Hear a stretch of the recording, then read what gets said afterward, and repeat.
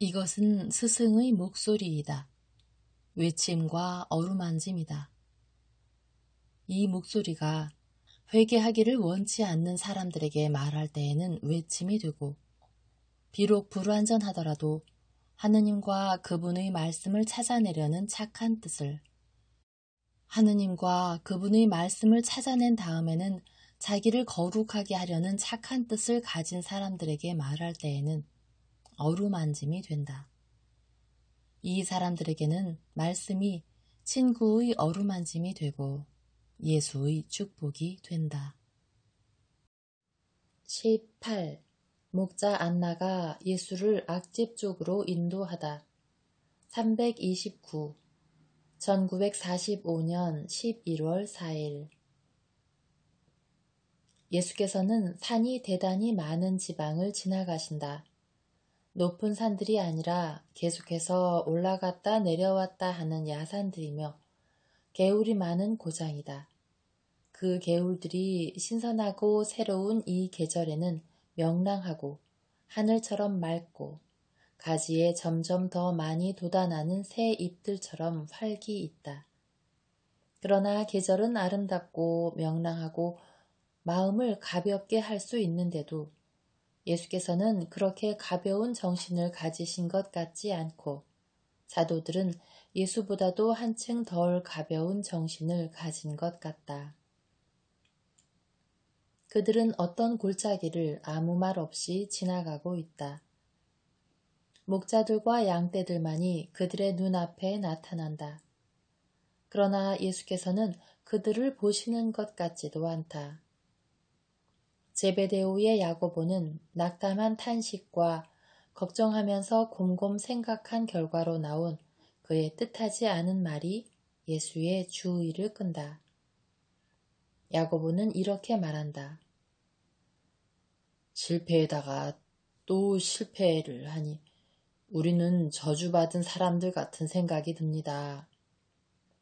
예수께서는 한 손을 그의 어깨에 얹으신다. 이것이 가장 착한 사람들의 운명이라는 것을 알지 못하느냐? 그야 선생님을 모시고 있는 때부터 알고 있습니다. 그렇지만 이따금씩 다른 일이 있어야 할 것입니다. 그리고 전에는 그런 것이 있어서 저희들의 마음과 저희들의 믿음을 다시 북돋아 줬는데, 야고보야, 너는 나를 의심하느냐? 얼마나 큰 고통으로 선생님의 목소리가 떨리는가? 아닙니다. 아니라는 말이 사실은 그리 자신이 있지 않다. 하지만 의심하기는 의심하지. 그러면 무엇을 의심하느냐? 네가 이제는 전처럼 나를 사랑하지 않느냐? 내가 쫓겨나고 조롱을 당하고 또는 저 페니키아 지방의 경계에서 그저 따돌림을 당하는 것을 보는 것으로 인해서 네 사랑이 약해졌단 말이냐? 비록 흐느낌과 눈물은 없지만 예수의 말씀에 떨리는 눈물이 깃들어 있다. 정말 예수의 마음이 울고 있는 것이다. 그건 아닙니다, 주님. 오히려 반대로 주님이 이해를 받지 못하시고 인정도 받지 못하시고 모욕을 당하시고 슬퍼하시는 것을 볼 때에는 주님께 대한 제 사랑이 더 커집니다. 그리고 주님이 그렇게 되시는 것을 보지 않고 사람들의 마음을 바꾸어 놓기 위해서는 제 목숨을 희생으로 바칠 준비도 되어 있을 겁니다. 주님은 저를 믿으셔야 합니다.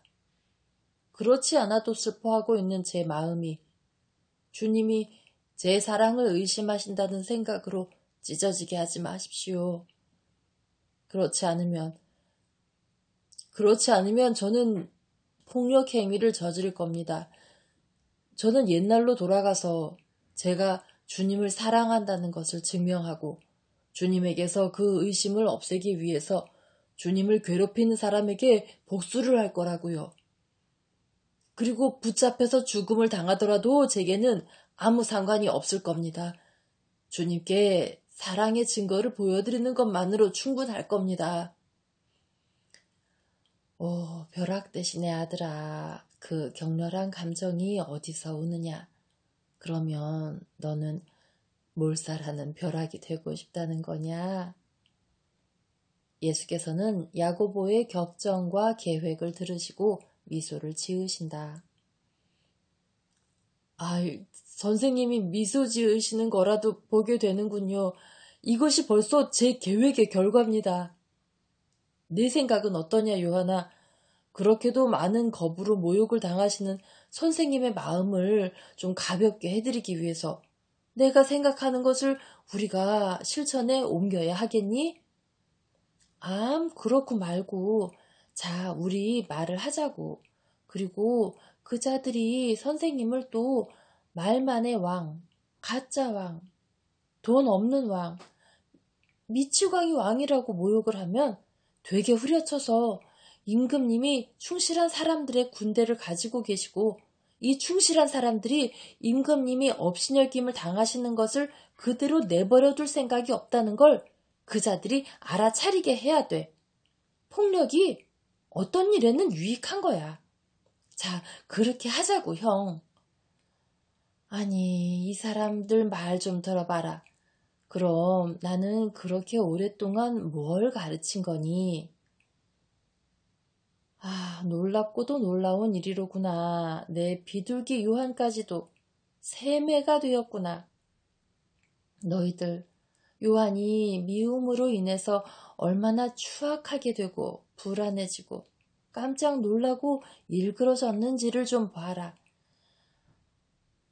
부끄러운 일이다. 우선 너희가 2년 전부터 나와 같이 있는 동안 아직 아무것도 이해하지 못했으면서 너희 마음속에 품고 있는 미움으로 너희가 원한이 되어 있으면서 너희 마음속에서 사랑과 용서의 내 가르침을 물리치고 폭력을 훌륭한 친구처럼 맞아들이면서 페니키아인들이 무관심한 채로 있고 히브리인들이 증오를 품고 로마인들이 나를 추방하는 것을 이상하게 생각하다니.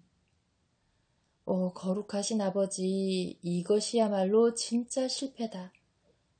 너희들이 불의와 발톱을 날카롭게 하는 새매들 같이 되는 대신에 아버지께 당신 아들을 위안해 주십사고 기도하는 천사들이 되는 것이 더 낫지 않겠느냐. 대관절, 이 폭풍우가 벼락과 우박으로 이익을 주는 것을 언제 보았더냐. 자, 그러면 너희가 사랑에 대해 지은 죄를 기억해서 내가 너희들 안에서 항상 보기를 원하는 천사 같은 사람 대신에 짐승 같은 사람의 모습이 너희들 얼굴에 스치는 것을 본 순간을 기억해서 너희들에게 벼락 대신의 아들이라는 별명을 붙여주겠다. 예수께서는 몹시 정열적인 제베데오의 아들들에게 말씀하실 때 반쯤 정색을 하셨다. 그러나 예수의 나무람은 그들의 뉘우침 앞에서는 계속되지 않는다. 그래서 다시 사랑으로 환해진 얼굴로 그들을 가슴에 껴안으시며 말씀하신다. 그리고 다시는 그처럼 나쁘게 되지 말아라. 그리고 너희들의 사랑 고맙다. 또 너희들의 사랑에 대해서도 마찬가지로 고맙다. 하고 안드레아와 마테오와 두 사촌을 보고 말씀하신다. 너희들도 껴안게 이리들 오너라. 하지만 만일 내가 내 아버지의 뜻을 행하는 기쁨과 너희들의 사랑 말고 다른 기쁨을 가지지 않는다면 온 세상이 내 뺨을 친다 하더라도 내가 항상 행복하리라는 것을 알지 못하느냐. 내가 슬퍼하는 것은 너희들이 말하는 것처럼 나 때문에도 아니고 내 실패 때문에도 아니고 생명을 물리치는 영혼들에 대한 연민 때문이다. 자, 이제는 우리가 모두 기쁘지? 다 큰 어린애 같은 너희들아, 이제 가자. 양떼에 젖을 짜고 있는 목자들에게 가서 하느님의 이름으로 양젖을 좀 달라고 청하여라. 겁내지 말아라. 하고 예수께서 사도들의 슬픔에 잠긴 태도를 보시고 말씀하신다. 믿음을 가지고 순종하여라.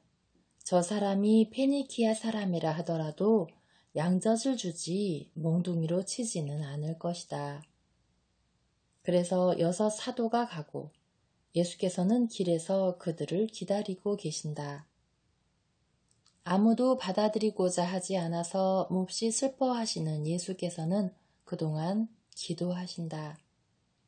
사도들은 양젖을 작은 동이로 하나 가지고 돌아와서 말한다. 그 사람이 선생님께 그리로 오시라고 말을 했습니다. 선생님께 드릴 말씀이 있지만 변덕스러운 염소들을 어린 목동들에게 맡길 수는 없다고 합니다. 예수께서 말씀하신다. 그러면 가서 그들의 빵을 얻어먹자. 그리고 모두 변덕스러운 염소들이 달라붙어 있는 비탈로 간다. 양젖을 주셔서 고맙습니다. 내게 무슨 볼 일이 있습니까? 선생님은 나자렛 분이시지요? 그 기적을 행하시는 분 맞죠? 나는 영원한 구원을 전하는 사람이요. 나는 참 하느님께로 가는 길이요. 자기를 주는 진리요. 당신들에게 생명을 주는 생명이요.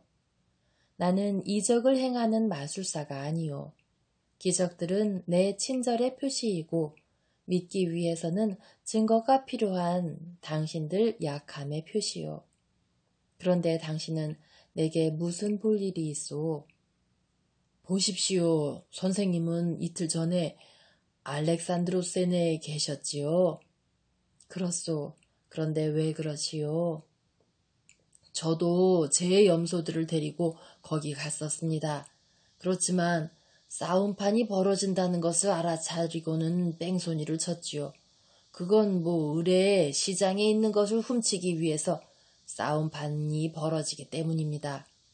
그들은 페니키아인이나 다른 사람들이나 다 도둑놈들입니다. 제 아버지도 개종자이셨고 제 어머니는 시리아 여자였고 저도 개종자니까 이렇게 말하면 안 되겠지요. 하지만 사실입니다. 그건 그렇고 우리 얘기를 다시 시작하십시다. 저는 염소들을 데리고 어떤 외양간에 들어가서 아들의 마차를 기다리고 있었습니다. 그러다가 저녁 때 시내에서 나오다가 계집아이를 안고 울고 있는 여인을 만났습니다. 그 여인은 시외 농촌에서 살고 있기 때문에 선생님께 오느라고 8마일을 걸어왔다고 하더군요. 어떤 사람이냐고 물었더니 개종자라고 했습니다. 그 여인은 물건을 팔고 사려고 왔었는데 선생님에 대한 말을 들었답니다. 그래서 그 여인의 마음에는 희망이 생겼대요. 그래서 집으로 달려가서 어린 딸을 데리고 나왔습니다. 그렇지만 무거운 짐을 지고서야 천천히 걸을 수밖에 없지 않습니까? 그 여인이 그래서 삼형제의 집에 갔을 때에는 선생님이 벌써 떠나신 뒤였거든요. 그 삼형제가 여인에게 이렇게 말했답니다. 저 사람들이 선생님을 내쫓았소. 그러나 선생님은 다시 띠로에 들르시겠다고 어제 저녁에 말씀하셨소 하고요. 저도 자식이 있습니다. 그래서 저는 그 여인에게 그럼 그리로 가보시오 하고 말했습니다. 그랬더니 그 여인이 이렇게 대답을 하더군요. 그런데 그런 일이 일어났으니 선생님이 딴 길로 해서 갈릴레아로 돌아가시면 어쩌지요 하고요. 그래서 저는 이렇게 말해줬지요. 이거 보시오. 국경지대에 있는 2길 중에 하나일 거요. 나는 내 염소떼를 로홉과 레생단 사이, 바로 이곳과 나프탈리 사이의 군경에 있는 길 옆에서 불을 뜯게 하오. 내가 선생님을 보면 그 말씀을 드리겠소. 개종자의 약속이요. 하고요. 그래서 지금 말씀을 드린 겁니다. 그러니 하느님께서 이에 대해 당신께 갚아주시기를 바라오. 나는 그 여인을 만나러 가겠소. 그런데 나는 악집으로 돌아가야 하오. 선생님은 악집으로 가십니까? 그러면 목자를 업신여기지 않으신다면 우리가 길을 같이 갈 수가 있겠습니다. 나는 아무도 업신여기지 않소. 악집에는 왜 가시오? 거기에 제 어린 양들이 있기 때문이지요. 없어지지 않았다면 말입니다. 왜요? 병이 있거든요. 요술에 걸린 건지 다른 건지는 모르겠습니다. 제가 하는 건 제 훌륭한 양떼가 병이 들었다는 겁니다. 그래서 아직 건강한 염소들을 그 양들과 떼어놓으려고 이리 데리고 왔습니다. 여기에는 제 아들들이 남아있을 겁니다. 그 애들이 지금은 시내로 심부름을 갔습니다. 하지만 저는 털이 많은 제 아름다운 양들이 죽는 걸 보려고 그리로 돌아갑니다. 그 사람은 한숨을 쉰다. 그리고 예수를 쳐다보며 변명을 한다. 존재하는 분이신 선생님, 제 이런 일에 대해 말씀을 드려서 그러잖아도 저 사람들이 선생님을 그렇게 대우했기 때문에 분명히 몹시 슬퍼하시는 선생님을 슬프게 해드리는 게 어리석은 짓이지요. 그러나 우리는 양들을 사랑합니다. 그리고 그게 우리의 재산이기도 하고요. 이해하시지요? 압니다. 하지만 그 양들의 병은 나을 거예요. 그 양들을 그 문제에 정통한 사람들에게 보이지 않았소? 아이고, 그 사람들은 다 똑같은 말만 하더라고요. 양들을 잡아서 가죽을 파시오. 다른 일은 할 게 아무것도 없소 하고요. 그리고 양들을 양의 우리에게서 나오게 하지 못하도록 위협까지 했습니다. 그 사람들은 자기네 양 때문에 병을 걱정하는 거예요. 저는 그놈들을 이렇게 가둬둬야 합니다. 그래서 더 많이 죽어가는 거지요. 그 사람들 정말 심술궂습니다. 아시겠어요? 악집 사람들 말입니다. 예수는 다만 아오 하고만 말씀하신다. 저는 그 사람들이 제 양들에게 요술을 걸었다고 생각합니다. 아니요, 그런 이야기는 믿지 마시오. 아들들이 오면 곧 떠나겠소? 곧 떠납니다. 그 애들이 조금 있으면 올 거예요. 저 사람들이 선생님의 제자들입니까? 저 사람들밖에는 없습니까? 아니요, 다른 제자들도 있어. 그런데 왜 여기로 오지 않습니까? 한 번은 메론 근처에서 저런 사람 한때를 만났습니다. 목자가 그들의 우두머리였습니다. 그들의 말로는 그랬습니다. 키가 크고 튼튼한 사람인데 이름이 엘리야라고 했습니다. 장막절 전인지 후인지 10월이었던 것 같습니다. 이제는 그 사람이 선생님을 떠났으니까 아무 제자도 나를 떠나지 않았소. 제가 듣기로는 무슨 말을 들었소?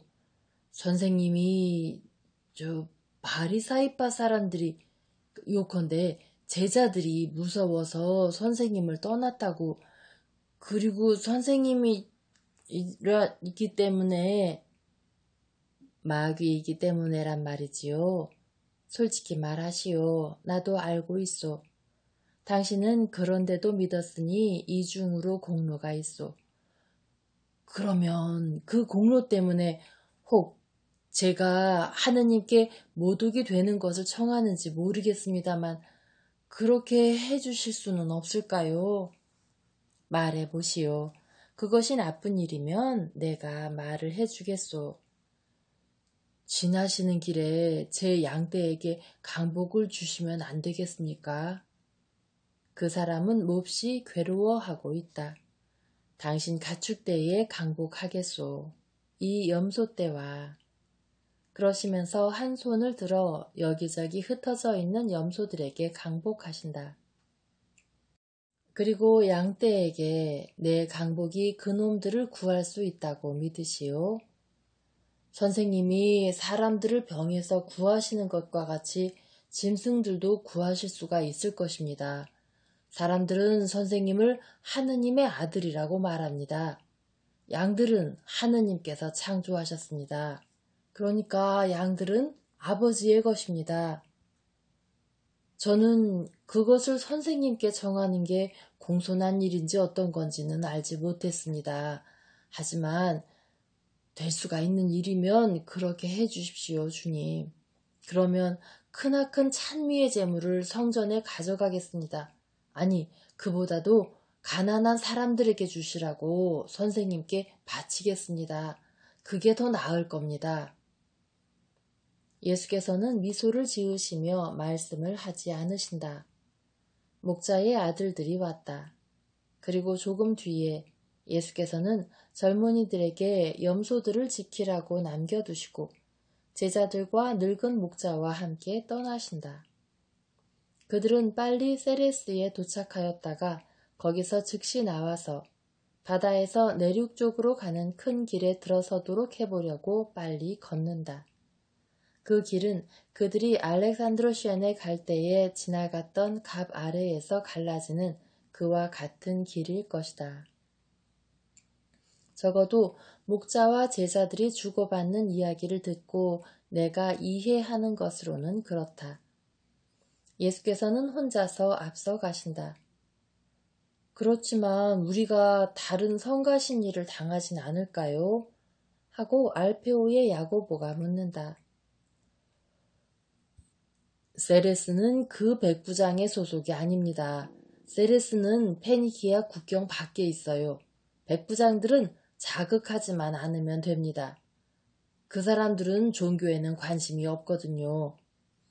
게다가 우리는 거기에 머물지 않을 테니까. 하루에 30마일 이상을 갈 수 있겠소? 하고 목자가 묻는다. 우리는 줄곧 돌아다니는 나그네인걸요. 그들은 끊임없이 걷는다. 그리고 세레스에 이르고 사건 없이 그곳을 지나간다. 그들은 고든 길로 들어선다. 이정표에는 악집이라고 적혀 있다. 목자가 그것을 가리키며 말한다. 우리는 내일 그곳에 닿게 됩니다. 오늘 밤에는 나하고 같이 오세요. 나는 계곡에 있는 농부들을 알거든요. 하지만 많이는 페니키아 국경 안쪽에 있습니다. 좋습니다. 우리는 국경을 나올 거고 분명히 이내에 발견되지는 않을 거예요. 경계는 도둑놈들에게나 하는 게 나을 텐데. 해가 떨어진다. 그리고 계곡에는 나무가 꽉 들어찼기 때문에 물론 빛을 보존하는 데 도움이 되지 않는다. 그러나 목자는 이곳 형편을 잘 알고 있어서 자신 있게 간다. 그들은 어떤 작은 마을에 이르렀다. 정말 집이 몇 채 안 되는 마을이다. 저 사람들이 우리를 인심 좋게 받아주면 그 사람들은 이스라엘 사람들입니다. 그들이 받아주지 않으면 페니키아인들의 마을로 곧 다른 마을로 가십시다. 여보시오, 나는 편견을 가지고 있지 않소. 그들은 어떤 집의 문을 두드린다. 안나, 당신이? 친구들하고? 오시오, 와요. 그리고 하느님께서 당신과 함께 계시기를 하고 나이가 매우 많은 여자가 말한다. 그들은 불이 활활 타고 있어서 즐겁게 해주는 넓은 부엌으로 들어간다. 각 연령층의 많은 인구가 식탁에 모여 앉아 있다. 그러나 방금 도착한 사람들에게 정중하게 자리를 내준다. 여기가 요나이고 저기 요나의 아내와 아이들과 손자들 그리고 며느리들입니다. 주님께 충실한 족장의 가족입니다. 하고 안나가 예수께 말한다. 그리고 늙은 요나에게로 몸을 돌리고 말한다. 그리고 나와 같이 계신 분이 이스라엘의 선생님, 당신이 알고 싶어 하던 분이에요. 선생님을 환대하게 해주시고 그럴 만한 자리가 있게 해주신 데 대해 하느님을 찬미합니다. 그리고 하느님이 제 집에 오신 것에 대해서 선생님을 찬미하고 강복을 주시기를 청합니다. 안나는 요나의 집이 바다에서 내륙 쪽으로 가는 나그네들에게 여관 같은 곳이라고 설명한다. 모두가 따뜻한 부엌에 앉았고 여자들은 새로 도착한 사람들에게 음식을 대접한다. 어떻게나 공손한지 몸이 다 마비될 지경이다. 그러나 예수께서는 식사가 끝난 후 즉시 많은 어린이를 둘레로 오게 하시고 그들에게 관심을 보이심으로 긴장한 분위기를 부드럽게 하신다. 어린이들은 곧 친밀하게 된다. 그리고 어린이들 뒤에는 저녁 식사와 쉬러 가는 시간 사이에 있는 짧은 시간 동안에 집안의 남자들이 대담해져서 그들이 메시아에 대하여 들은 것을 이야기하고 새로운 상세한 점들을 묻고 한다. 그러니까 예수께서는 친절하게 바로잡아 주시기도 하고 확인해 주시기도 하고 설명해 주시기도 하며 예수께서 모든 사람들에게 강복하신 후 나그네들과 집안 식구들이 쉬러 갈 때까지 조용한 대화가 계속된다.